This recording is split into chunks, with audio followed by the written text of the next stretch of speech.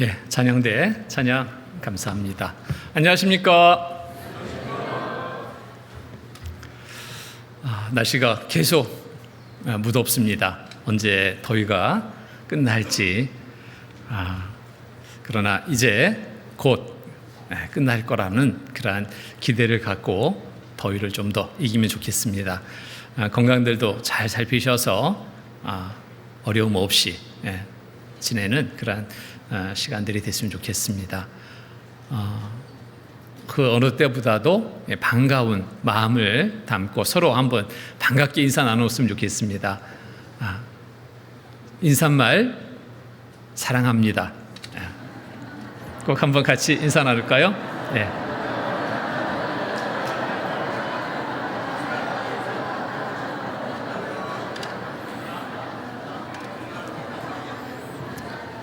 예, 표정 속에서 정말 사랑하는 마음을 담고 인사 나누는 것으로 보입니다. 그러시죠? 예, 감사합니다. 같이 기도로 주일 말씀 함께 하겠습니다. 기도하시겠습니다. 사랑과 은혜가 풍성하신 거룩하신 하나님 아버지 감사합니다. 구원하여 주셔서 자녀 삼아 주시고 천국 소망 갖고 살아갈 수 있게 허락하신 주님 감사드립니다. 이 땅에 살아가는 동안 늘 함께 해주셔서 바르게 살아갈 수 있도록 돌봐주시고 이끌어주신 주님 감사드립니다. 오늘도 주일을 맞아서 말씀 앞에 나올 수 있도록 모두의 형편을 살펴주시고 걸음을 이끌어주신 주님 감사드립니다. 이 시간 주시는 말씀 또 마음에 새기고 생활 속에서 실천함으로 세상에 빛된 삶을 드러나게 하시고 또 그를 통해서 많은 이루어진 영혼들 주께 인도하는데 귀하게 쓰임받는 삶이 되게 도와주시옵소서. 이 시간 또 함께 해대나 참여치 못한 형제 자매님들도 계십니다. 어느 곳에 있든지 어떤 형편 속에 있든지 항상 주님의 자녀로서의 올바른 삶을 바라고 살아갈 수 있도록 도와주시옵소서. 이 시간 또 공주 갈릴리 수양관에서 하계 수양에 또 마치고 철거 봉사로 참여한 우리 형제님들도 계십니다. 모든 시종을 주님께서 함께 해주셔서 조금도 어려움 없이 모든 일 안전하게 잘 마치고 돌아올 수 있도록 도와주시옵소서. 이 시간 또 전국 해외 여러 지역에 말씀이 전해지고 있습니다. 전해지는 곳마다 함께 해주셔서 말씀을 통해서 모두에게 큰 은혜를 얻는 귀한 시간 되도록 도와주시옵소서. 특별히 병중에 계시는 형제자매님들도 계십니다. 지혜의 손길로 속히 그 건강을 회복시켜 주셔서 남은 삶의 시간 더 주님을 위해 힘있게 살아갈 수 있도록 도와주시옵소서. 이 시간에 모든 시종 오직 주께 의지합니다. 은혜로운 시간 되게 인도하여 주시옵소서.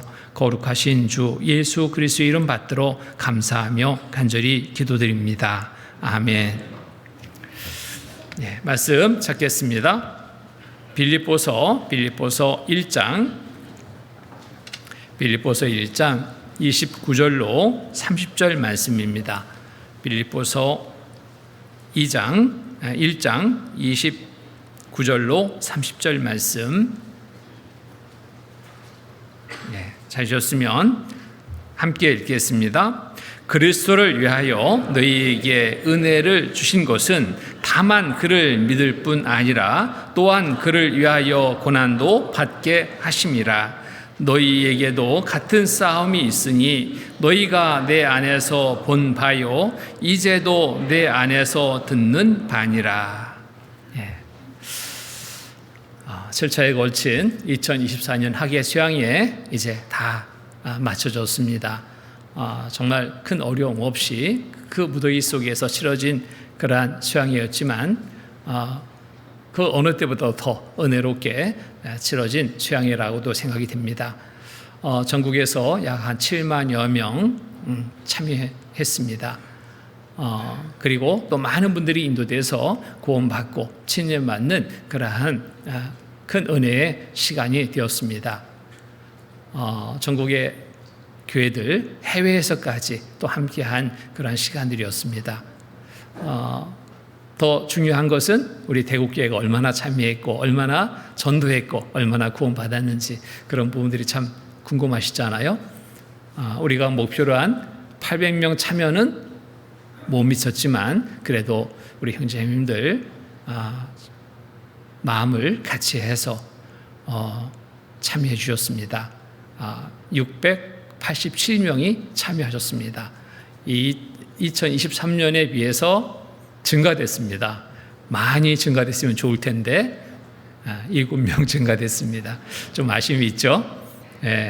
내년에는 분명 우리가 정한 목표 이르는 학예 수양회 될 수 있도록 이제 수양회 다 끝났어가 아니라 이제 시작이다라는 마음 가지고 미리 준비한다면 분명 우리가 목표를 정하고 그 목표를 이룰 수 있는 그런 수양회가 될 거라고 생각합니다.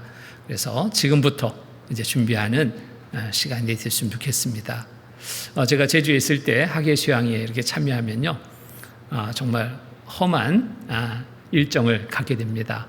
물 건너, 산 건너, 산 넘어 아주 긴 시간 배 타고 차 타고 이동하는 그런 긴 여정인데 학예 수양회를 위해서 끝나면 바로 준비합니다. 그러니까 그런 어떤 험한 그런 여정 속에서도 더 많이 참여하는 그런 한 해가 됐던 것을 기억합니다. 비용도 우리는 회비 7만 원, 성인 기준, 그리고 차비 2만 원 이렇게 하잖아요. 그래도 10만 원이 안 되는데 제주에서 참여하려면 20만 원, 25만 원 듭니다. 그런데도 그것을 많다 생각하지 않고 그 수양에 참여하고자 하는 마음으로 미리 준비합니다. 또 전도하려 하면 또 그분도 동일하게 비용이 들죠. 그래서 한 가족 참여하는데 평균에서 한 100만 원 정도 듭니다. 그런데도 수양회는 꼭 참여해야 될 것으로 마음 정하고 미리 준비하니까 그것이 가능했습니다. 그래서 수양회 끝나면 바로 수양에 적금을 드는 분들이 참 많아요. 이렇게 해서 인도할 분들을 위해서 미리 준비하고 참여하기 위해서 마음 정하고 준비하고 그럴 때 많은 분들이 참여할 수 있다고 생각합니다. 우리도 동일하게 이제부터 끝난 것이 아니라 이제부터 시작이다라고 마음을 정하고 내년 수양회를 미리 준비하는 그런 시간이 되었으면 좋겠습니다. 오늘은 빌립보서 1장 29절 30절 말씀을 통해서 주시는 또 교훈을 함께 나눠보려고 합니다. 그 제목을 고난과 성도들의 고난과 은혜로 정해봤습니다. 여기에 29절 말씀을 제가 다시 읽겠습니다. 그리스도를 위하여 너희에게 은혜를 주신 것은 다만 그를 믿을 뿐 아니라 또한 그를 위하여 고난도 받게 하심이라. 구원받은 후 많은 사람들은 이제는 고난이 없고 항상 기쁨의 시간만이 있을 것으로 좋은 날들만 있을 것으로 생각하고 정말 들뜬 마음으로 희망의 삶을 시작합니다. 그런데 얼마 되지 않아서 그 기대와는 달리 예상치 못한 여러 어려움들을 당할 때 당황하고 또 계속되는 고난이 있게 된다면 그 마음이 좋았던 마음이 변해가지고 하나님의 사랑과 은혜에 감사하지 못하고 오히려 원망하고 불평하는 일들까지 있는 것을 봅니다. 어떤 분은 그래요. 막 고난이 계속되니까 어려움이 되니까 괜히 구원받았다. 이럴 줄 알았으면 안 받았을 걸. 이런 어떤 마음에서 그런지 모르지만 너무너무 힘들으니까 그런 말을 막 자기도 모르게 내뱉는 그런 경우들을 보는데 그 고난, 그 어려움이 장차 어떤 것을 주시기 위한 것인가 그것을 알게 될 때 그런 것들을 이겨나갈 수 있다고 생각합니다. 그래서 고난을 주시는 이유가 있습니다. 그냥 힘들게 하기 위해서 주시는 것이 아니라 고난 뒤에 큰 은혜가 있기 때문에 그것을 얻게 하려고 주시는 고난이다라는 것을 우리가 말씀을 통해서 알 때 어떠한 큰 어려움과 고통의 시간도 우리는 견딜 수 있는 겁니다. 첫 번째 고난의 이유가 있습니다. 고난을 통해서 얻게 되는 큰 은혜가 있습니다. 그것은 다름이 아닌 믿음의 성장을 이룰 수 있게 됩니다. 고난이 없다면 믿음은 성장되기가 더딜 겁니다. 그리고 더딘 것이 아니라 오히려 퇴보하는 믿음이 될 수 있습니다. 고난을 통해서 더 하나님과 가까이 하는 시간을 갖게 되고 그로 인해서 하나님의 많은 도우심 속에서 믿음의 성장되는 그런 기회를 맞게 됩니다. 자, 고난하면은 떠오르는 인물이 있습니다. 누굴까요? 욥. 고난의 대명사처럼 불려지는 욥. 이 욥의 그 욥기를 보다 보면 결국에 얻게 되는 것이 있습니다. 큰 은혜를 얻게 되는 겁니다. 긴 그런 여러 어려움의 과정 속에서도 견디고 하나님을 떠나지 않을 때 하나님은 그에게 큰 은혜를 베풀어 주심을 우리가 말씀을 통해서 봅니다. 아무것도 없이 다 이루어진 상황에서도, 소유가 다 없어진 상황에서도, 자식들이 다 죽은 그런 상황 속에서도 욥은 믿음을 지켰습니다. 하나님을 떠나지 않았습니다. 하나님 앞에 더 낮아진 겸손의 마음을 갖게 됐을 때 하나님은 그에게 은혜를 베풀어 주셨습니다. 욥기 23장 말씀 좀 보겠습니다. 욥기 23장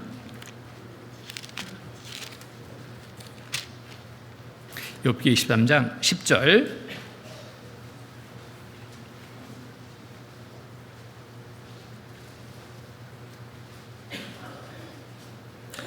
8절로 10절까지 같이 읽겠습니다. 그런데 내가 앞으로 가도 그가 아니 계시고 뒤로 가도 보이지 아니하며 그가 왼편에서 일하시나 내가 만날 수 없고 그가 오른편으로 돌이키시나 뵐 수 없구나. 나의 가는 길을 오직 그가 아시나니 그가 나를 단련하신 후에는 정금같이 나오리라. 자, 답답한 그러한 사항이 여기에 말씀 속에 다 담겨 있죠. 그런데 내가 앞으로 가도 그가 아니 계시고 뒤로 가도 보이지 아니하며 그가 왼편에서 일하시나 내가 만날 수 없고 그가 오른편으로 돌이키시나 뵐 수 없구나. 답답하다. 너무너무 힘든데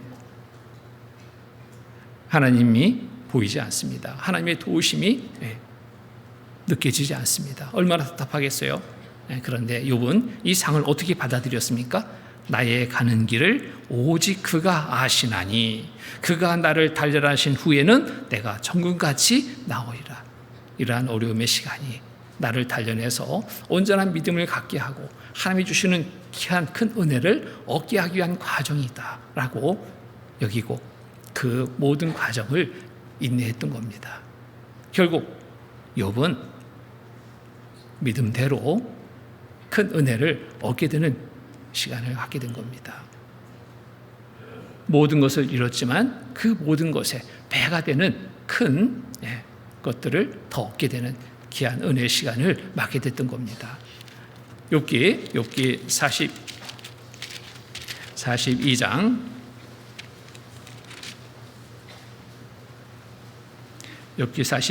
10절로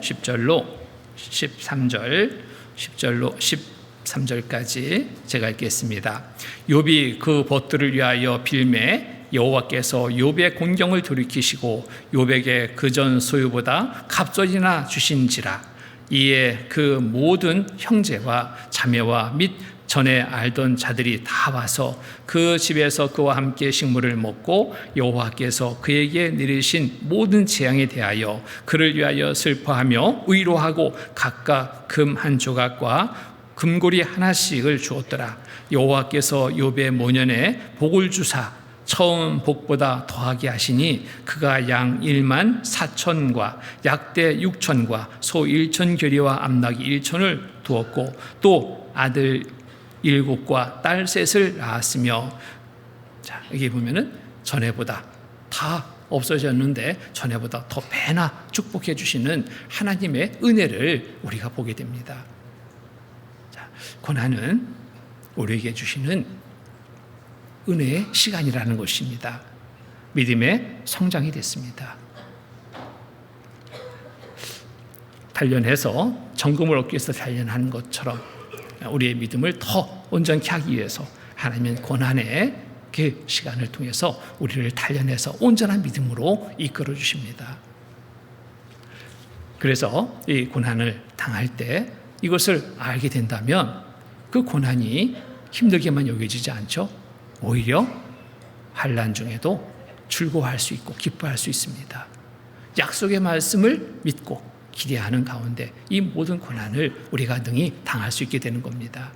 로마서 5장 말씀 보겠습니다. 로마서 5장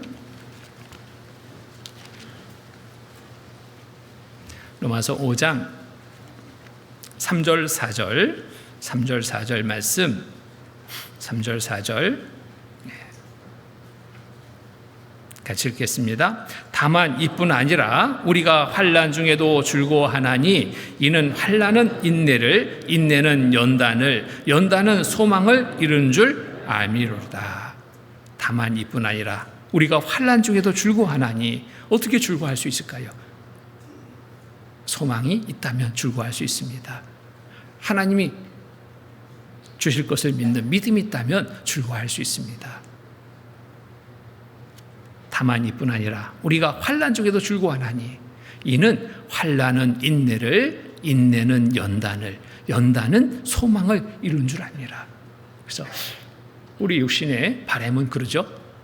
그냥 편안하게 살아가기를 바랄 겁니다.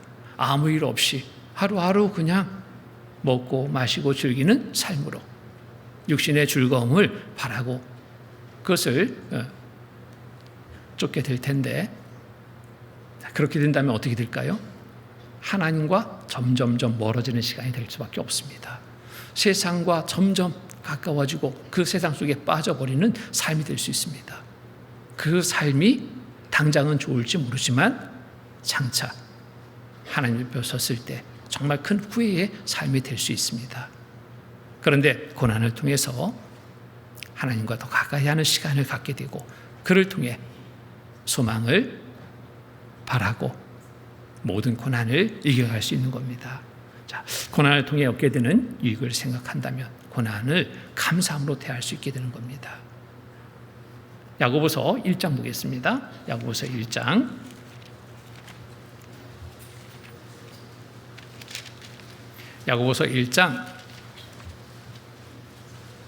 2절로 4절. 야고보서 1장 2절로 4절. 제가 읽겠습니다.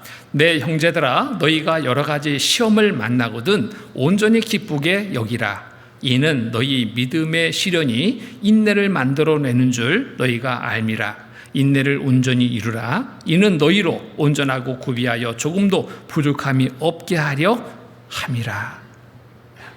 여러 가지 시험을 만나거든 온전히 기쁘게 여기라. 이렇게 많은 고난의 시간 어떻게 여기라고요? 기쁘게 여기라. 왜? 이는 너희 믿음의 시련이 인내를 만들어내는 줄 너희가 알미라. 온전한 믿음을 갖게 하는 시간이 되고 인내를 온전히 이루라. 이는 너희로 온전하고 구비하여 조금도 부족함이 없게 하려 함이라. 부족함이 없다면 어떤 삶이에요? 풍족한 삶입니다. 영육 간에 정말 축복의 삶을 얻을 수 있다. 여러 가지 고난을 통해서 우리가 올바른 믿음을 갖게 되고 하나님의 돌보심 속에 도우심 속에 은혜 얻는 귀한 시간을 맞게 됩니다. 그래서 육신의 아이도 그러잖아요. 아이가 부모는 아무 어려움 없이 그냥 쑥쑥쑥 잘 자라기를 바라는데 생각지 않게 바라지 않는 일이 일어나죠. 아이가 갑자기 막 열이 나고 몸이 아파옵니다. 자, 그런데 그 과정을 통과했을 때 아이의 모습이 어떻게 변하는지 경험하시죠? 그 아픔의 시간 속에서 아이가 점점 쇠약해지고 큰일 났다 하는데 그 어려움의 시간을 통과한 후 아이는 쭉 자라있는 것을 보게 됩니다. 자, 이처럼 신앙도 고난을 통해서 성장된다는 것을 우리가 알아야 됩니다. 겨울이 막 지나고 이제 봄이 막 시작되면은 바람이 유독 차가운 바람이 많이 붑니다. 세찬 차가운 바람. 이 바람 소리가 아주 심상치 않게 들릴 그러한 계절. 왜 저렇게 세찬 바람이 불까? 그 바람에 겨울 내내 잠자고 있던 나무들이 기지개를 펴니다. 그리고 봄을 맞게 됩니다. 그 바람이 없다면 잎이 피는 것이 더딜 것이고 열매를 맺지 못할 수도 있게 된다라고 합니다.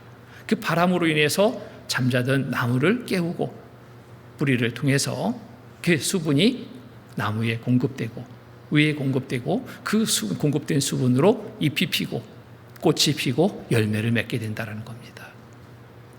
바람이 없는 것이 좋은 것이 아니라 있는 것이 유익이다. 고난도 없는 것이 좋은 것이 아니라 고난이 있는 것이 유익이다라는 것을 알 수 있습니다.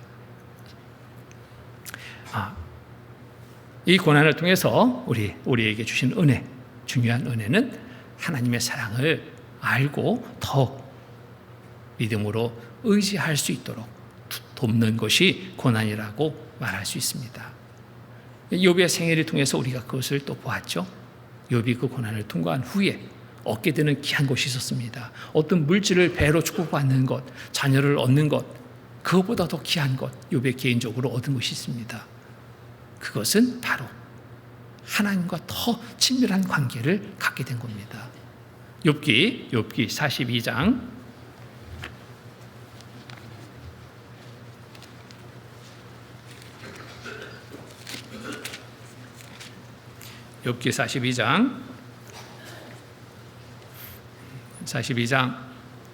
5절 말씀입니다. 42장 5절 6절 같이 읽겠습니다. 내가 주께 대하여 귀로 듣기만 하였사옵더니 이제는 눈으로 주를 배움나이다. 그러므로 내가 스스로 하나고 티끌과 제 가운데서 회개하나이다. 내가 주께 대하여 귀로 듣기만 하였사옵더니 이제는 눈으로 주를 배움나이다. 귀로 듣는 것, 눈으로 보는 것, 어떤 차이일까요? 귀로 듣는 것, 멀리 있는 소리, 멀리서 소리 질러도 귀에 들립니다. 눈으로 보는 것, 멀면은 안 보입니다. 가까이 있을 때 보게 되는 거예요. 하나님과 그간의 욥의 관계는 귀로 듣기만 하였었더니 멀어져 있었습니다. 그런데 고난을 통해서 하나님을 가까이 하게 되는 기회가 됐던 겁니다. 눈으로 배움나이다. 눈으로 배움나이다. 자, 우리도 고난을 통해 하나님과 더 친밀한, 가까이 하는 그런 관계를 갖게 됩니다. 한 아이가 평소에 엄마한테 막 야단 맞아요. 그러니까 막 마음이 막 불편합니다. 엄마 막 정말 날 사랑하나? 엄마 우리 엄마 맞아? 친엄마 맞아? 계모 아니야? 막 엄마한테 막 그런 불만이 가득합니다. 그런데 이 아이가 몸이 아파가지고 열이 나고 밤새 막 고통 가운데 있습니다. 그때 누가 옆에 있었습니까? 엄마가 옆에 있는 거예요. 잠 못 자고 열이 나서 고통 가운데 있는데 엄마가 옆에서 아이를 지켜줍니다. 물송을 갖다 머리 이마에 올려주고 손을 잡아주고 자다가 깨다가 보니까 엄마가 그 자리에 그대로 있는 거예요. 그리고 엄마는 피곤하니까 손을 잡고 자기 머리맡에서 졸고 있는 겁니다. 그 모습을 보고 아이가 깨달았습니다. 엄마가 정말 친엄마 맞다. 나를 이렇게 사랑하는구나. 아무도 없을 줄 알았는데 엄마가 옆에서 지켜줄 때 그 아이는 엄마의 사랑을 비로소 알게 됩니다. 엄마가 나를 얼마나 사랑하는지 그 사랑을 알게 됩니다. 이처럼 우리가 아무 일이 없다면 하나님의 사랑을 크게 느끼지 못합니다. 말로는 사랑합니다. 그런데 그것이 마음에 있어야 되는데 마음에 그 사랑이 없다면 그것은 정말 큰 오류가 되지 않죠. 근데 고난 가운데 하나님이 나를 지켜주시는 하나님, 나와 함께 하나님을 경험할 때 진정 나를 사랑하시는 하나님을 알게 되고 그 사랑의 힘으로 우리가 모든 어려움을 극복해 나갈 수 있게 되는 겁니다. 멀리 있는 하나님이 아니라 가까이 있는 하나님, 나를 미워하는 하나님이 아니라 미워서 이런 고통을 주는 것이 아니라 나를 사랑해서 주시는 고통이라는 것, 고난이라는 것을 알게 될 때 오히려 감사하게 됩니다. 또 고난을 통해서 주신 은혜가 있습니다. 고난을 통해서 나를 낮추시고 하나님을 의지하는 법을 알게 합니다. 고난이 없다면 자기 잘맛에 살아갈 수 있어요. 세상 일도 그러잖아요. 승승장구합니다. 어려움이 없어요. 그러면은 자기도 모르게 처음에 마음과 달라지는 것을 경험합니다. 스스로 높아집니다. 자기가 무엇인가 다 할 것처럼 착각에 빠집니다. 자기는 정말 잘한다라고 착각 속에 빠지게 됩니다. 그로 인해서 얻게 되는 결과는 뭐예요? 좋은 것이 아니라 안 좋은 것을 얻게 되는 경우들이 많죠. 우리의 신앙생활도 그렇습니다. 고난을 통해서 나를 살피는 기회가 됩니다. 내가 별거 아니구나. 자신을 발견하게 되는 기회가 되는 겁니다. 고린도후서 12장 보겠습니다. 고린도후서 12장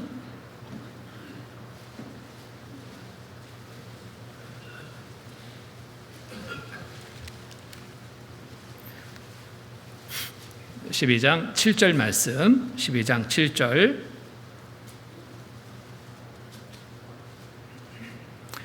7절로 10절까지, 12장 7절로 10절까지 제가 읽겠습니다. 여러 계시를 받은 것이 지극히 크므로 너무 자고하지 않게 하시려고 내 육체의 가시 곧 사단의 사자를 주셨으니 이는 나를 쳐서 너무 자고하지 않게 하려 하심이니라. 이것이 내게서 떠나기 위하여 내가 3번 주께 간구하였더니 내게 이르시기를 내 은혜가 내게 족하도다. 이는 내 능력이 약한 데서 온전해짐이라 하신지라. 이러므로 도리어 크게 기뻐함으로 나의 여러 약한 것들에 대하여 자랑하리니 이는 그리스도의 능력으로 내게 머물게 하려 함이라. 그러므로 내가 그리스도를 위하여 약한 것들과 능욕과 궁핍과 핍박과 곤란을 기뻐하노니 이는 같이 읽겠습니다. 내가 약할 그때 곧 강함이라. 고난은 겸손하게 합니다. 고난이 없다면 나는 하늘 높을 줄 모르고 올라갑니다. 자기 잘난 맛에 살아갑니다. 결국은 후회의 삶만 남게 되죠. 자, 그래도 고난을 당하지 않으면 하나님을 멀리하고 교만할 수 있습니다. 착각에 빠져 살 수 있습니다. 그러지 않게 하기 위해서 하나님은 우리에게 고난의 시간들을 허락하시는 겁니다. 이 고난 속에서 여기에 사도 바울도 그러잖아요. 몸에 가시를 잃게 했습니다. 육체의 가시 곧 사단의 사자를 주셨으니 이는 나를 쳐서 너무 자고하지 않게 하려 하십니다. 자기의 교만에 빠지지 않게 하기 위해서 온전히 하나님과 가까이 해서 하나님이 맡긴 역할을 잘 감당할 수 있도록 하나님은 사도 바울에게도 육체의 가시를 주었습니다. 정말 믿음의 사람이잖아요. 이 믿음의 사람, 이런 가시를 안 주었다면 더 많은 지역에 복음 전하는 일을 행하지 않았을까? 더 많은 하나님의 일을 행할 수 있지 않았을까? 하나님은 너무나 잘 아십니다. 육신의 그런 본성 속에서 사람들은 순간순간 넘어지는 그런 시간을 맞을 수 있기 때문에 하나님은 더 하나님을 의지해서 맡긴 일을 행하라고 이런 고난의 가시들을 허락했던 겁니다. 우리에게도 동일합니다. 그래서 그러므로 내가 그리스도를 위하여 약한 것들과 능욕과 궁핍과 핍박과 곤란을 기뻐하노니 이런 많은 고난을 기뻐하노니 사도 바울은 깨달았습니다. 이것이 왜 나한테 필요한지. 내가 정말 겸손해질 때 하나님의 은혜가 나에게 주어지고 나를 통해서 하나님이 일하신다는 것을 알았습니다. 기뻐하노니 이는 내가 약할 그때 곧 강함이라. 내가 약할 그때 곧 강함이라. 이 말씀 무슨 뜻일까요? 내가 약할 그때 곧 강함이라. 내 힘을 빼야지 하나님이 나를 쓰신다는 겁니다. 약할 그때 곧 강함이라. 자, 하나님 앞에 쓰임받는 삶을 바란다면, 하나님 앞에 은혜 받는 삶을 바란다면 우리는 내 힘을 빼야 됩니다. 교만이 아닌 겸손함으로 하나님 앞에 나와야 되는 것을 말씀하고 있습니다. 고난을 통해서 우리는 자신을 발견하게 됩니다. 별거 아닌 내 자신을 알게 됩니다. 시편 39편 보겠습니다. 시편 39편.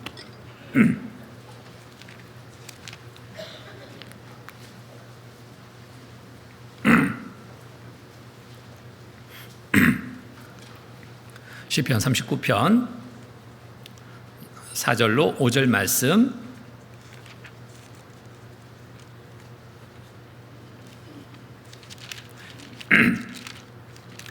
4절로 5절 말씀 같이 읽겠습니다. 여호와여, 나의 종말과 연한의 어떠함을 알게 하사 나로 나의 연약함을 알게 하소서. 주께서 나의 날을 손들일 만큼 되게 하심에 나의 일생이 주의 앞에는 없는 것 같사오니 사람마다 그 든든히 선 때도 진실로 허사뿐이니이다. 여호와여, 나의 종말과 연한의 어떠함을 알게 하사 나로 나의 연약함을 알게 하소서. 나로 나의 연약함을 알게 하소서. 연약함을 알게 하기 위해서 하나님은 우리에게 고난의 시간을 허락하시는 겁니다. 내 힘으로 내 능력으로 모든 것을 행할 수 있다라고 착각에 빠지지 않고 내 스스로 할 수 없다, 이 사실을 알 수 있도록, 그래서 하나님의 도우심을 바라고 의지하도록 하기 위해서 이 고난의 시간들을 허락하신다는 겁니다. 고난을 당할 때 극복의 방법이 있습니다. 어떻게 하면 될까요? 내 힘, 내 능력 믿고 의지할 것이 아니라, 주변의 사람들을 쫓아서 그들의 도움을 구할 것이 아니라 우리 시선을 위로 향하면 됩니다. 눈을 들어 위를 바라보면 됩니다. 하나님을 바라볼 때 하나님의 도우심을 힘입어 모든 고난의 시간을 극복해 나갈 수 있습니다. 이사야 12장 보겠습니다. 이사야 12장. 이사야 12장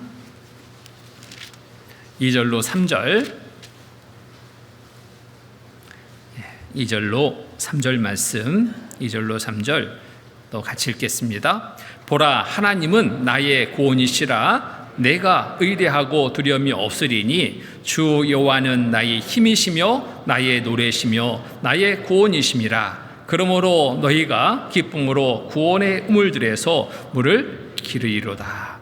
보라, 하나님은 나의 구원이시라. 고난 가운데 힘들고 어려움 중에 우리 시선이 어디로 향해야 돼요? 위를 향해야 됩니다. 그 현실에 우리 시선을 고정시켜서 바라본다면 그 어려움은 극복할 수가 없습니다. 더 힘들고 어려움에 가중될 수밖에 없습니다. 나중에는 일어나지도 못합니다. 그냥 절망에 빠져 주저앉아 버립니다. 힘들고 어려움 중에 바라봐야 될 곳은 펼쳐진 그 상황, 그 현실이 아니라 눈을 들어 위를 바라보는 겁니다. 믿음으로 주를 바라보는 겁니다. 보라, 하나님은 나의 구원이시라.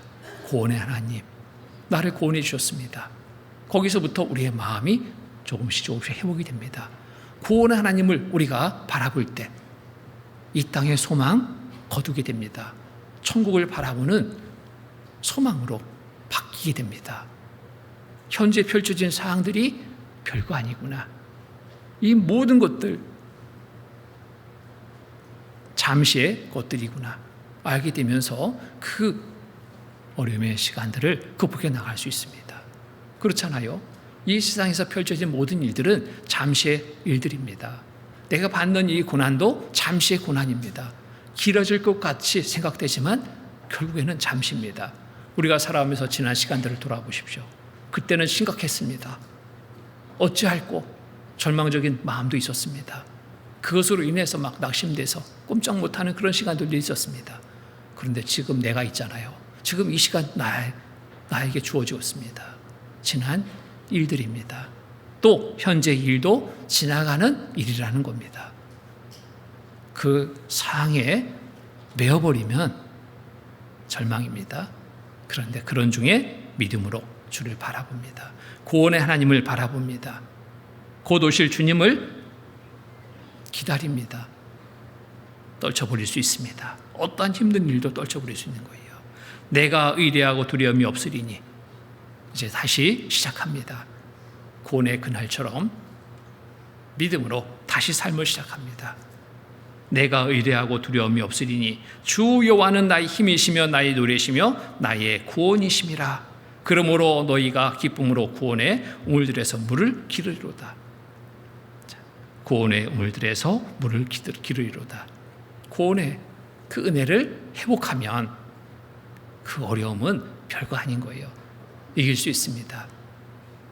하나님과 더 친밀한 관계 속에서 하나님의 도우심 속에 모든 것들을 극복해 나갈 수 있는 겁니다. 어디를 바라보는가 중요합니다. 위를 봐야 돼요. 위를. 현실에 시선을 두고 두려워 떨 것이 아니라 그 순간 위를 보면 모든 것 안전하게 걸어갈 수 있는 겁니다. 그 두 친구가 이제 산행을 하게 됩니다. 근데 계곡과 계곡 사이를 잇는 다리를 만나게 됩니다. 이 한 친구는 고공공증이 없는지 그 다리를 잘 건넙니다. 근데 그 계곡은 너무 깊어요. 밑에는 막 깊은 강입니다. 강이 흐릅니다. 다리가 요즘에 그런 다리 많잖아요. 출렁출렁 하는 다리. 밑에 또 보이는 거예요. 유리로 깔았는지 아크릴로 깔았는지 밑에가 보이는데 앞에 간 친구는 그것을 즐깁니다. 두려움이 없어요. 근데 뒤따라가는 친구는 한 발짝도 못 움직입니다. 아주 얼어붙어 버렸어요. 덜덜덜 떨고 있습니다. 여기로 가야지 정한 그 코스를 가게 되는데 저러고 있으면은 저러고 그냥 서 있기만 하면 어떻게 하겠어요? 안 되잖아요. 두려워 떨고 있는 친구에게 앞에 가는 친구가 외칩니다. 야, 친구야. 밑에 보지 말고 위에 봐, 위에. 눈을 들어, 위에 봐. 위에를 보라니까. 그 외침이 들렸습니다. 따라서 밑에 보던 시선을 거두고 위를 봤습니다. 푸른 하늘이 펼쳐집니다. 아름다운 자연 환경이 보이기 시작하는 거예요. 아, 좋다. 너무 아름답네. 한 발 한 발 내딛게 됐습니다. 두려움이 점점점 사라지고 오히려 그 아름다운 자연 속에 감사의 찬송을 부르게 됩니다. 그 길을 무난히 통과했어요. 위를 봐야 됩니다.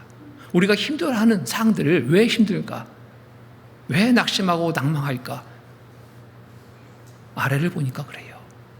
그 현실에 고정시키니까 그렇습니다. 해결되지 않을 것 같은 절망적인 생각을 가지며 그곳에 시선을 두니까 너무너무 힘든 거예요. 위를 보면 됩니다. 시편 121편 보겠습니다. 시편 121편 1절 2절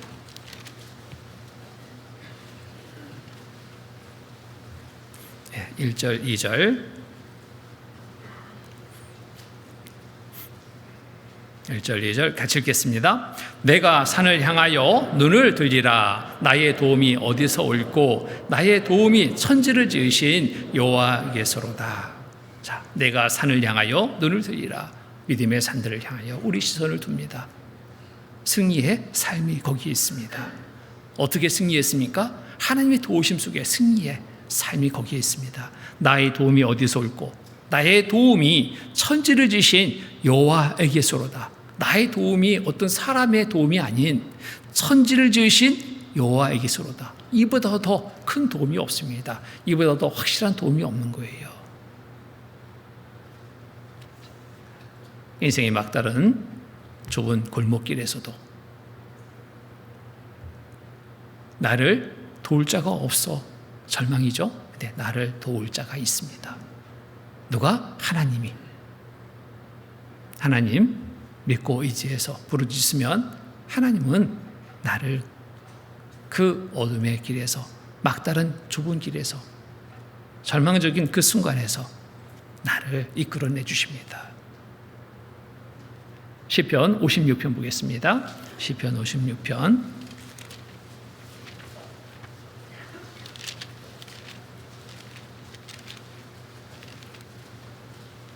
시편 56편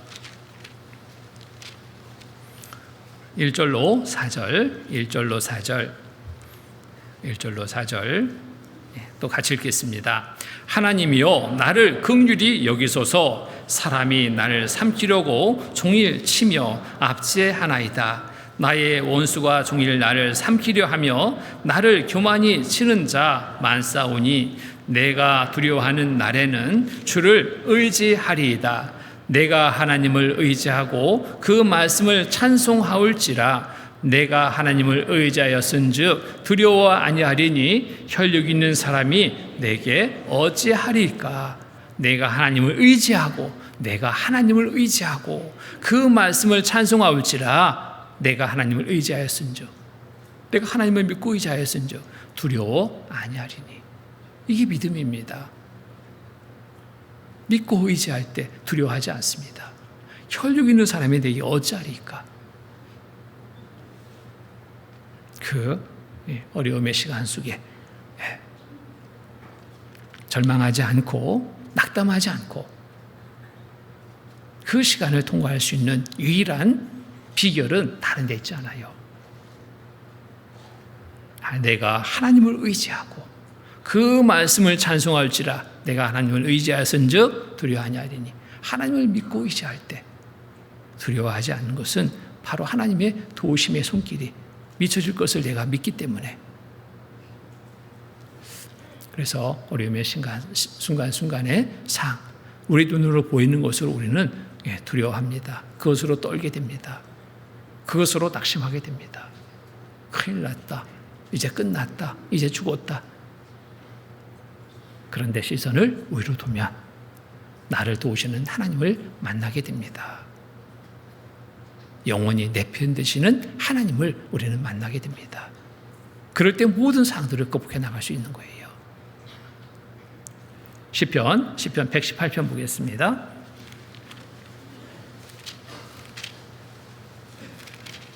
시편 118편 5절로 9절까지 말씀 같이 읽겠습니다.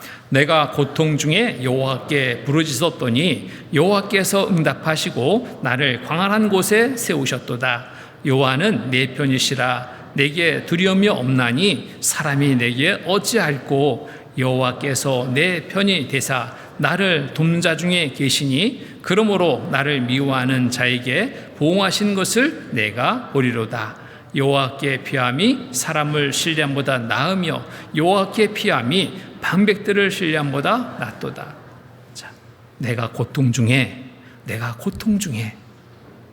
여호와께 부르짖었더니, 이 고통 중에 행하는 이 모습에 따라 다릅니다. 고통 중에 사람의 도움을 구했더니 그러면 실망입니다.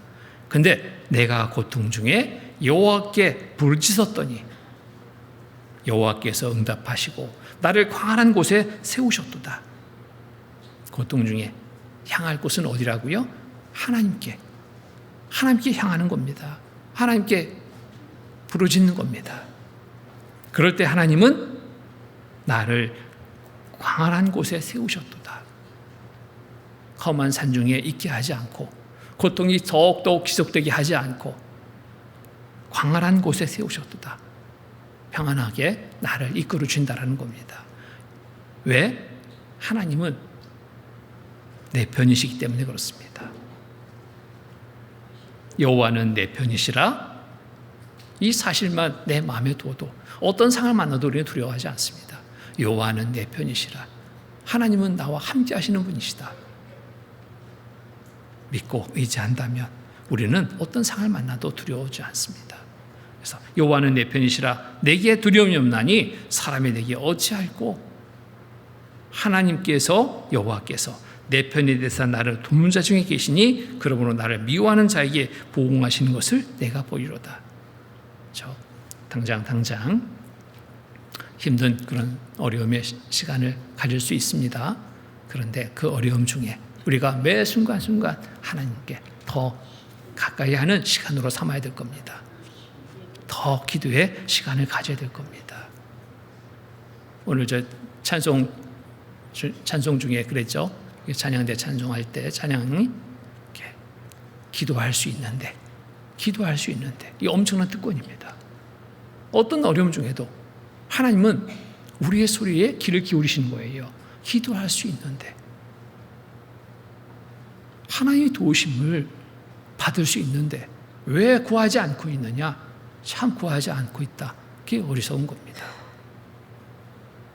매 순간순간 어떤 상황 속에서든지 우리는 기도할 수 있어야 됩니다. 하나님의 도우심을 바라고 구해야 됩니다. 그럴 때 하나님은 바로 응답해 주셔요. 나와 함께 해 주십니다. 또 이 고난은 우리를 힘들게 하기 위한 그것이 아니라 우리를 단련해서 더 좋은 것을 얻게 하기 위해서 영광의 시간을 주기 위해서 베푸는 과정이라고 우리는 알고 그 고난을 우리가 이길 수 있어야 됩니다. 로마서 8장 보겠습니다. 로마서 8장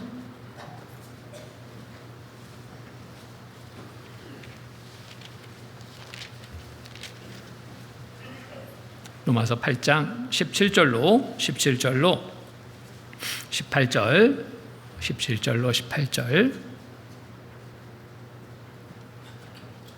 17절 18절 같이 읽겠습니다. 자녀이면 또한 후사 곧 하나님의 후사요 그리스도와 함께한 후사니 우리가 그와 함께 영광을 받기 위하여 고난도 함께 받아야 될 것이니라. 생각건대 현재의 고난은 장차 우리에게 나타날 영광과 좋게 비교할 수 없도다. 그리스도인이라면 하나님의 자녀라면 이 땅에 살아가는 동안 고난은 피할 수 있는 게 아니다. 당연히 있게 될 것이다. 그런데 이 고난은 장차 우리에게 영광으로 바뀌는 것입니다. 생각건대 현재의 고난은 장차 우리에게 나타날 영광과 좋게 비교할 수 없도다. 그래서 고난이 없는 것이 우리에게 은혜가 아니라 고난이 있는 것이 은혜다. 이 고난의 시간을 통해서 우리가 올바른 믿음을 가지고 올바른 신앙생활을 하게 됩니다. 화로차를 운영하는 그 사람을 만났는데 그 사람이 그런 얘기를 하더라고요. 싱싱한 물고기들을 그 각각의 거래처에 옮겨야 되는데 정말 시간을 다툰데 시간을. 제주에서 그 화로차는 형제님이 있었는데요. 시간을 다투는 일이라 쉬지도 못합니다. 너무너무 힘든 일인 거예요, 보니까. 왜? 몸이 피곤해서 휴게소 같은 데서 자고 갈 수도 있는데 그렇게 되면 잠깐의 사이에 물고기들이 막 죽어간대요. 죽은 물고기를 누가 받겠어요? 가게에서 안 받아요. 그러면 그 손해가 이루 말할 수 없다는 겁니다. 그래서 어떻게 하냐고 여러 가지 장치도 달고 하지만 이 고기라는 게 생각처럼 그렇게 살린다는 게 쉽지 않다는 거예요. 그 중에 웬만한 환경에서 잘 견디는 물고기도 있지만 비싼 물고기일수록 그런 환경이 예민하답니다. 그거 맞추기가 쉽지 않다는 거예요. 그런데 거기에 비법이 있다 하더라고요. 비법. 물고기들을 살리기 위해서는 물고기를 잠재우면 안 된대요. 계속 움직여야 된대. 에어를 넣고 하고 움직이는데 실제 제일 좋은 것은 그 물고기들을 괴롭히는 천적 물고기가 그 수족관에 한두 마리 넣어놓으면요. 물고기가 다 살아있대. 네? 왜? 잡히지 않으려고. 잡혀 죽지 않으려고. 이 물고기가 계속 피해 다니는 겁니다. 이거 쫓아가고 한쪽이 쫓아가고 한쪽이 피해가고, 그러니까 그 수족관 안에가 막 계속 움직이는 거예요. 안 죽으려고 버텼는데 나중에 결국 죽게 되죠. 그런데 어쨌든 이 화로차 하는 사람 입장에서는 이 굉장히 이익인 겁니다. 그래서 그 방법을 쓴다고. 그래서 뭐 그 얘기는 어떻게 들었지만 실제 그럴까 그랬는데 실제로 그런 사항이 있답니다. 그래서 그렇구나. 물고기들도 고난이 필요하구나. 고난. 얼마나 수고가 많습니까? 계속 움직이는데 좀 쉬고 싶을 텐데 쉬지 못하게 계속 움직임을 갖게 할 때 살아있게 된다. 우리의 신앙생활도 같다라고 생각합니다. 평범한 날들 계속 아무 일 없이 지난다면 우리는 점점점 주저앉게 될 거예요. 잠자고 있게 될 겁니다. 깊은 잠에 빠져버릴 수 있습니다. 그러다가 주님 맞이하면 어떻겠어요? 부끄럽지 않겠습니까? 너 뭐 하다 왔냐? 예, 졸다 왔어요. 잠자다 왔어요. 이 정말 부끄러운 일이죠. 그런데 고난, 이 고난의 물고기처럼 우리에게도 이 고난이 필요합니다. 계속 우리의 삶을 활동할 수 있게, 움직일 수 있게 하는 이 고난, 하나님과의 관계가 잠시도 끊어지지 않고 항상 연결되어질 수 있게 고난의 이 시간들이 우리에게는 은혜의 시간이 될 수 있는 겁니다. 시편 66편 보겠습니다. 시편 66편.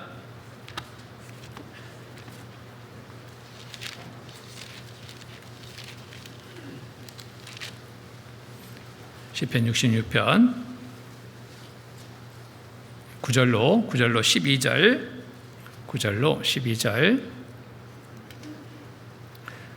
12절 말씀 제가 읽겠습니다. 그는 우리 영혼을 살려두시고 우리의 실족함을 허락지 아니하시는 주시로다.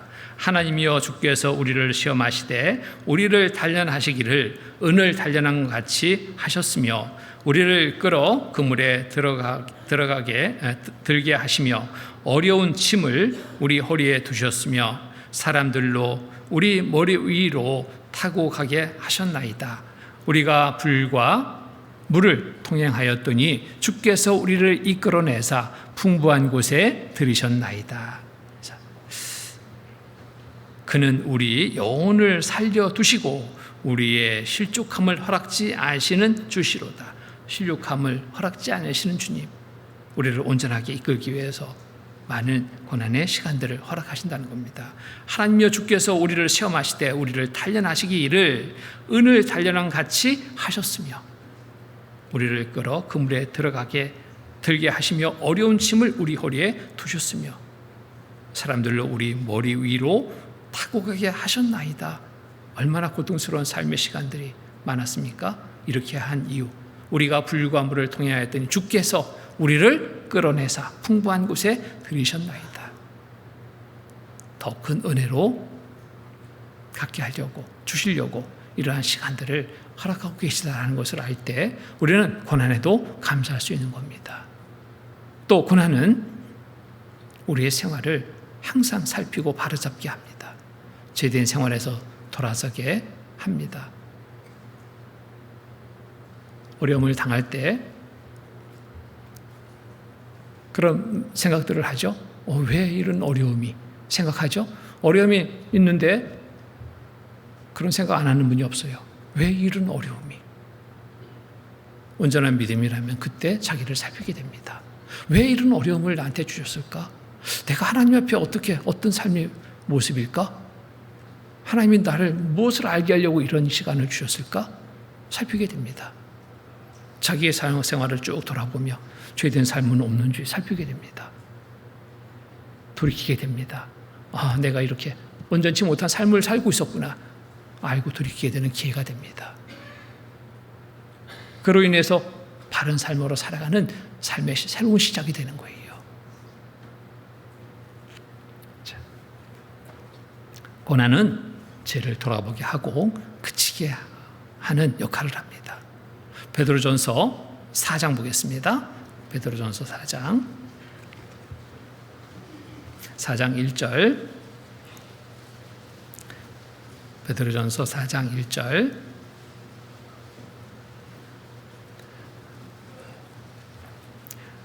같이 읽겠습니다. 그리스도께서 이미 육체의 고난을 받으셨으니 너희도 같은 마음으로 갑옷을 삼으라. 육체의 고난을 받은 자가 죄를 그쳤음이니. 육체의 고난을 받은 자가 죄를 그쳤음이니. 이 고난을 통해서 내 삶을 돌아보게 됩니다. 죄된 삶이라면 그것을 계속 행하지 않죠? 그치게 됩니다. 아이고, 내가 이런 잘못된 삶을 살고 있었구나. 하나님이 그래서 나에게 이런 고난의 시간을 허락하시는구나. 그럴 때 정말 큰 유익이 되는 거예요. 은혜가 되는 거예요. 하나님은 사랑하시기 때문에 우리의 삶을 살펴서 온전히 못한 삶이 있다면 그것을 바르게 잡고 살아가기 위해서 이 고난의 시간을 허락하시는 겁니다. 히브리서 12장 보겠습니다. 히브리서 12장 5절로 8절, 5절로 8절 말씀, 히브리서 12장 5절로 8절 제가 읽겠습니다. 또 아들들에게 권면한 것 같이 너희에게 권면하신 말씀을 잊었도다. 이르렀으되 내 아들아, 주의 징계하심을 경히 여기지 말며 그에게 꾸지람을 받을 때 낙심하지 말라. 주께서 그 사랑하시는 자를 징계하시고 그의 받으시는 아들마다 채찍질 하심이니라 하였으니 너희가 참으면 징계를 받기 위함이라. 하나님이 아들과 같이 너희를 대우하시나니 어찌 아비가 징계하지 않는 아들이 있으리요. 8절은 같이 읽겠습니다. 징계는 다 받는 것이거늘 너에게 없으면 사생자요 참 아들이 아니니라. 자, 징계는 다 받는 것이거늘. 크고 작은 여러 징계들, 구원받은 그리스도인으로서 올바로 삶을 살려 할 때 이 징계는 있게 되는 겁니다. 다 받는 것이거늘. 우리가 육신이 있습니다. 끊임없이 안에서 싸움이 일어나죠. 육과 영의 싸움. 그 싸움에 육신에 져서 끌려가고 있다면 하나님은 그것을 바로 알게 하기 위해서 그 징계를 허락하시는 겁니다. 그래서 징계는 모두에게 있는 것이다. 없다면 오히려 그 기뻐할 일이 아니라 어떻게 해야 된다고요? 슬퍼해야 된다. 왜? 하나님의 자녀가 아니라면 하나님 관계치 않으십니다. 죄 짓고 마시고 즐기고 이런 일에 취해 있어도 하나님 관계치 않으셔요. 근데 하나님의 자녀가 그렇게 살고 있다면 하나님은 관계하십니다. 징계를 통해서 그 잘못된 삶을 돌이키게 하시는 겁니다. 징계는 다 받는 것이거늘 너에게 없으면 사생자요 참 아들이 아니니라. 자, 사생자. 자, 징계가 없는 거 보니까 어떤 분은 그래요. 아, 나는 징계가 없다고. 내가 언제 구원받았는데 아직도 한 번 징계 받은 적이 없다고. 이 정상일까요? 시작부터 살펴봐야 돼요. 하나님의 자녀가 아니라면 하나님 징계 없어요. 잘못 살아도 거기에 관여치 않거든요. 그것이 좋은 것이 아니라 오히려 내가 정말 구원받은 그리스도인 마저 살펴봐야 돼요. 이게 중요한 일입니다.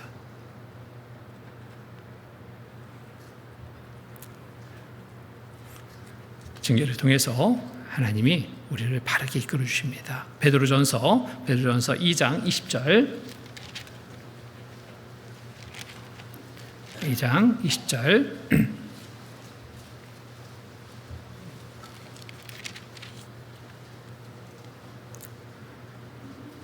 2장 10절 같이 읽겠습니다. 제가 있어 매를 맞고 참으면 무슨 칭찬이 있으리요. 오직 선을 행함으로 고난을 받고 참으면 이는 하나님 앞에 아름다우니라.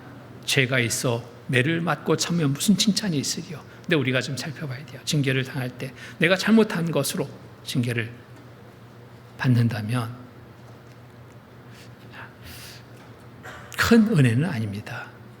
근데 은혜는 없는 것은 아니죠. 돌이키게 하는 은혜. 그리고 이제부터 올바른 삶을 살고자 하는 마음을 갖는 것, 그거 정말 은혜입니다. 그런데 이 징계는 잘못 살아서 얻게 되는 징계도 있지만 그렇지 않은 징계도 있어요. 나를 더 단련해서 더 귀하게 하나님이 쓰시려고 사도 바울처럼 여러 어려움의 시간들을 허락하십니다. 내가 잘못해서가 아니라 하나님이 더 귀하게 쓰시려고 주시는 징계도 있어요. 그래서 어려움을 겪고 있는 형제자매가 있다면 가가지고 이런 말을 하지 말아야 돼요. 너 살펴봐. 뭐 잘못했는지 알아봐. 찾아봐. 잘못해서만 받는 그 어려움의 시간은 아니거든요. 이것은 그 어려움을 겪고 있는 형제자매를 더 어렵게 할 수 있습니다. 판단하는, 또 그 사람에게는 판단하는 죄를 짓게 할 수 있습니다. 징계받는 큰 이유,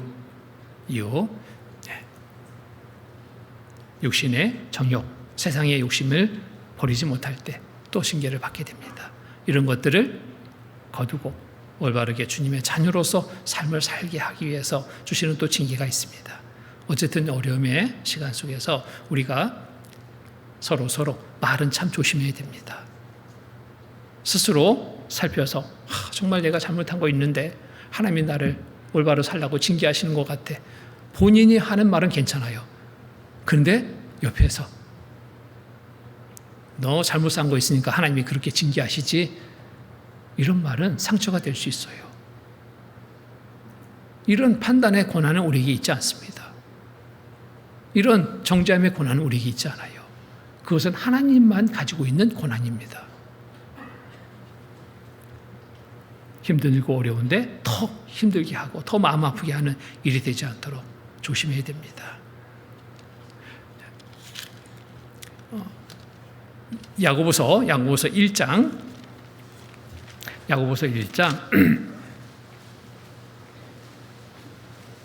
1장 14절로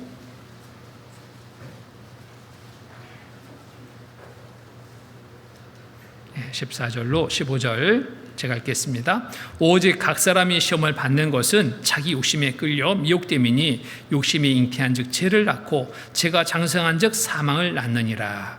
그래서 오직 각 사람이 시험을 받는 것은 자기 욕심에 끌려 미혹됨이니, 우리의 육신이 있기 때문에 육신의 그 정욕, 육신의 그 욕심으로 끌려서 하나님의 말씀에 올바른 삶을 살지 못할 때 하나님은 돌이키게 하기 위해서 고난의 시간을 허락하신다는 겁니다.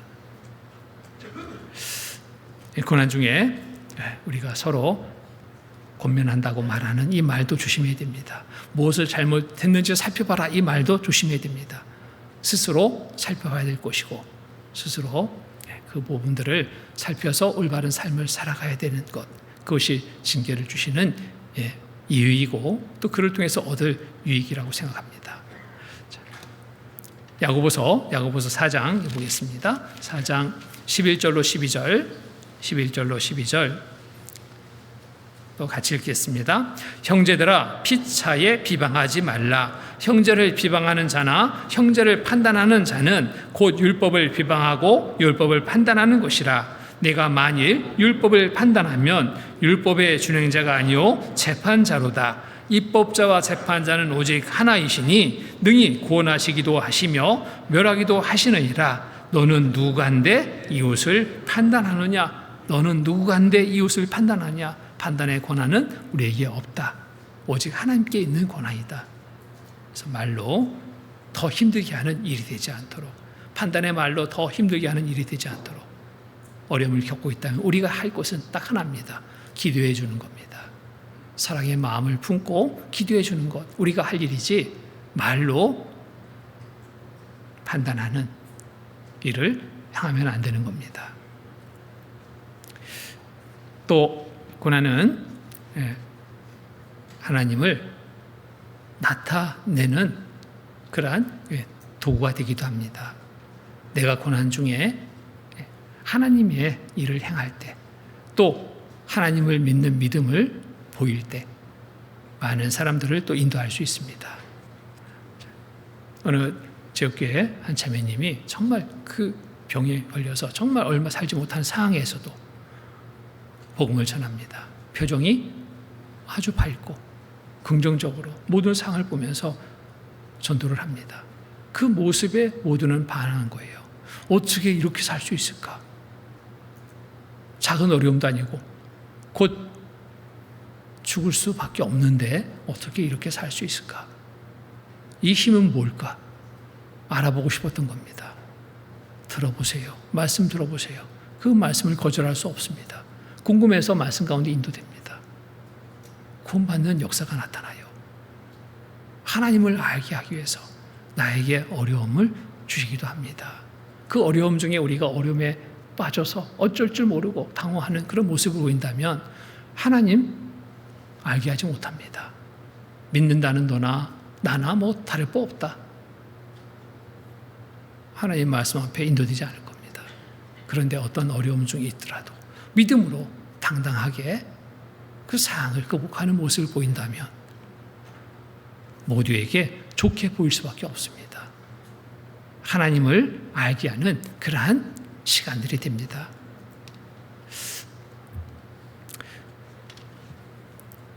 또 우리가 고난을 받게 되는데요. 자, 고난이 어느 때 오는가 하는 겁니다. 어느 때 오는가? 아무 때나 고난이 오지 않습니다. 그리스도인으로 빛된 삶을 살고자 하면 할수록 이 세상에 사는 동안은 고난이 많습니다. 그리스도인의 향기를 풍기지 않고 그냥 믿는지 안 믿는지 편하지 않는 삶을 산다면 고난이 없을 수도 있어요. 그런데 그리스도인으로서 올바른 삶을 살려고 할 때 이 세상에서 많은 고난을 받게 됩니다. 디모데후서 3장 보겠습니다.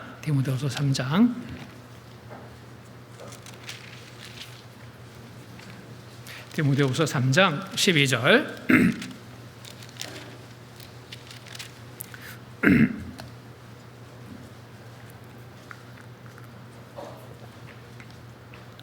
3장 12절 같이 읽겠습니다. 무릇 그리스도 예수 안에서 경건하게 살고자 하는 자는 핍박을 받으리라. 그리스도 안에서 하나님의 자녀의 신분을 가지고 올바로 살려고 할 때 세상에서 핍박을 받게 된다는 겁니다. 세상은 마귀가 장악하고 있잖아요. 올바른 그리스도인의 삶을 살게 되면 어떤 일이 벌어질지 마귀는 너무나 잘 압니다. 하나님의 나라가 확장될 수 있거든요.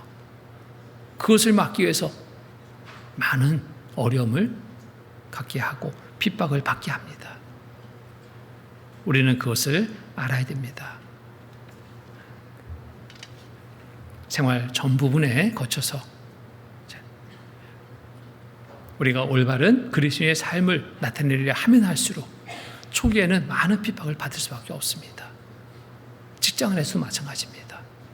직장 안에서 그리스도인으로서 올바른 생활을 합니다. 직장의 모든 정한 일들에 충실히 그것을 실천하며 성실하게 일할 때 그렇지 못한 직원들로부터 비난을 받게 됩니다. 야, 정말 뭐 그렇게 사냐? 적당히 좀 살지. 너 때문에 우리가 힘들어 죽겠다. 사장 입장에서는 성실하게 일하는 직원 좋아할 수밖에 없죠. 대충 눈 가려만 하는 직원 좋아할 수가 없습니다. 자기들과 다르잖아요. 유독 튀잖아. 시기하는 마음, 질투하는 마음에 막 핍박합니다. 그런 핍박 받는다고 그것을 중지하면 피하는 겁니다. 지는 거잖아요. 그리스도인으로서 올바로 살려고 하면 할수록 핍박이 있는 건 너무나 당연하다. 그런데 그 모든 것 하나님을 믿고 의지해서 이겨간다면 하나님이 주시는 좋은 것을 얻게 되는 큰 은혜의 시간을 맞게 됩니다. 또 복음 전하려 할 때도 핍박이 있습니다. 우리 입이 열리지 않으면 핍박 없습니다. 전도하려고 하면 할수록 핍박이 있습니다. 내가 먼저 구원받고 가족에게 전도하려고 할 때 가족의 핍박이 있게 됩니다. 평소에는 잘 지냈는데 내가 말씀 들어보자고 권했을 때 그 반응이 그러지 뭐 얼마나 좋겠어요. 너나 믿어. 너나 잘 믿어. 근데 그것도 잠시 나도 못 믿게 방해하는 그런 경우들 참 많습니다. 입을 열지 않으면 그냥 그런 대로 지낸다면 핍박은 없습니다. 그런데 그게 올바른 그리스도인의 삶의 모습이 아니잖아요. 그래도 복음 전하려 할 때 핍박이 있지만 결국 하나님은 승리하게 도와주십니다. 하나님의 길로 마음 정하고 어려움을 지금 겪고 있는데 하나님이 나물나라 하지 않죠? 도와주십니다. 승리의 삶을 얻게 하십니다. 우리 가정 보면은 동시에 구원받고 신앙생활하는 경우 극히 드뭅니다. 어느 쪽이든지 아내든지 남편이든지 어느 쪽이든지 먼저 구원받은 분이 있어요. 가족 전도하기 위해서 쉬웠습니까? 쉽지 않았거든요. 그런데 믿고 하나님을 믿고 의지해서 그 고난을 묵묵히 참고 견뎠기 때문에 지금의 믿음의 가정이 될 수 있었던 겁니다. 사도행전 5장 보겠습니다. 사도행전 5장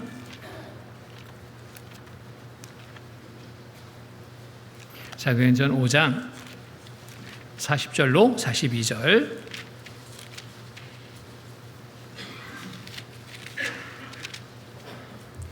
40절로 42절 같이 읽겠습니다. 저희가 옳게 여겨 사도들을 불러들여 책질하며 예수의 이름으로 말하는 것을 금하고 놓으니 사도들은 그 이름을 위하여 능욕받는 일에 합당한 자로 여기심을 기뻐하면서 공의 앞을 떠나니라. 저희가 날마다 성전에 있든지 집에 있든지 예수는 그리스도라 가르치기와 전도하기를 쉬지 아니하리라. 이 사도들 복음 전하려 할 때 많은 핍박이 있었습니다. 사도들을 불러 책질하며 예수의 이름으로 말하는 것을 금하고 놓으니 사도들은 그 이름을 위하여 능욕받는 일에 합당한 자로 여기심을 기뻐하면서 받는 고난을 기뻐했습니다. 어떤 일을 하며 받는 고난이에요? 복음 전한 일을 행하며 받는 고난 기뻐했습니다. 왜 기뻐했을까요? 장차 받을 상이 많은 일이거든요. 이보다 더 큰 상이 없거든요. 핍박이 많으면 많을수록 오히려 더 기뻐 이 일을 행했습니다. 합당한 자로 여기심을 기뻐하면서 공의 앞을 떠나니라. 저희가 날마다 성전에 있든지 집에 있든지 예수는 그리스도라 가르치기와 전도하기를 쉬지 아니하리라. 핍박을 받으면 쉬어야 되는데 안 쉬어요. 더 힘을 내서 열심으로 행했습니다. 하나님 앞에 받을 상을 바라고 행할 수 있었던 겁니다. 우리도 동일합니다. 세상과 짝하여 살아갈 때 핍박 없습니다. 입을 벌리지 않고 입 다물고 살아갈 때 핍박이 없습니다. 그러나 복음을 전하려 하면 핍박이 시작이 됩니다. 가까이에 가족들, 믿었던 가족들부터 그 안에 몰랐던 사실들을 발견합니다. 나를 이렇게 미워했나 할 정도로 핍박이 심해집니다.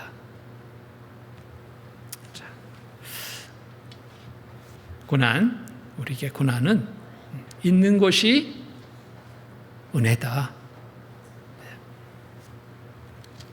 그렇게 우리가 생각한다면, 그리고 장차 받을 은혜를 우리가 생각한다면 어떠한 고난도 우리가 극복해 나갈 수 있습니다. 고난에 대하는 그리스도인의 올바른 자세, 어떤 자세일까요? 믿음의 선진들의 삶 속에서 우리는 교훈을 얻습니다. 요셉의 생애 잘 알죠? 자, 형들로부터 미움을 사가지고 팔려갔습니다. 죽을 뻔하다가 팔려갔어요. 그 고난 견뎠습니다. 하나님을 믿고 의지해서 견뎠습니다. 많은 유혹이 있었습니다. 감옥에 갇히는 일도, 누명을 써서 감옥에 갇히는 일도, 또 많은 어려움의 시간도 있었습니다. 그런데 하나님을 믿고 의지해서 그 많은 고난을 극복할 때 애굽의 총리로서 높은 지위를 얻게 됐습니다. 자기의 가족을 구하는 그런 큰 역할을 또 행하게 됐습니다. 모세도 우리가 잘 알죠. 공주의 아들, 그 영광의 자리를 버리고 하나님의 일을 행하게 됩니다. 하나님 앞에 쓰임 받기까지 그 과정은 결코 순탄하지 않았죠. 80세에 부름을 받았을 때 끝까지 맡겨진 역할을 다하며 하나님 앞에 가게 됐습니다. 이스라엘 민족의 그 삶 속에서도 우리는 고난의 유익을 보게 됩니다. 광야의 길, 40년의 광야의 길, 그 광야의 길을 통과한 자만이 가나안 땅에 들어갔습니다. 그 고난의 길을 통과하지 못한 사람, 불평하며 불만하며 하나님 앞에 원망하며 그랬던 모두는 죽고 올바른 믿음을 가진 자만이 가나안 땅 약속의 땅에 들어갈 수 있었습니다. 우리에게 당하는 고난, 그 고난을 통과한 자에게 영광이 주어진다는 겁니다. 사도 바울도 끝까지 많은 고난을 지고 고난의 시간을 가지고 그 복음 전하는 일을 다 했습니다. 장차 받을 상을 바라고 행했습니다. 빌립보서 1장 보겠습니다. 빌립보서 1장 12절로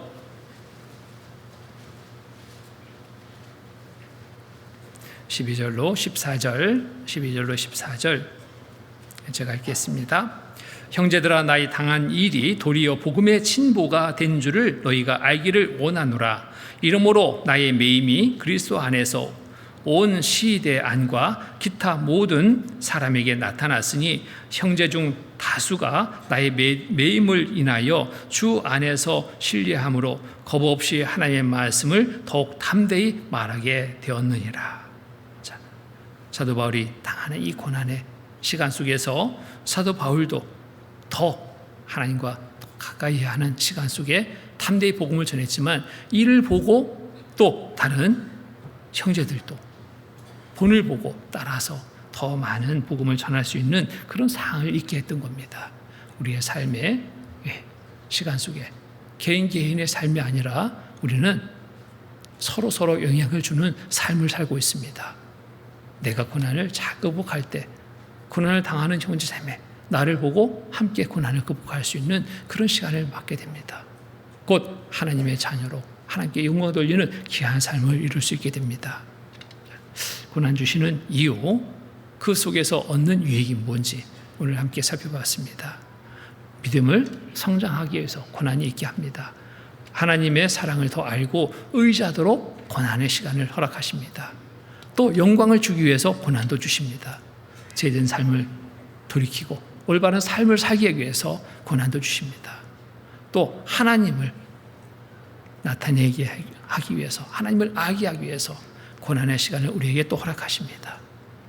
또 그리스도인으로 안전하고 또 유익한 삶을 살게 하기 위해서 우리에게 고난을 주시고 있는 겁니다.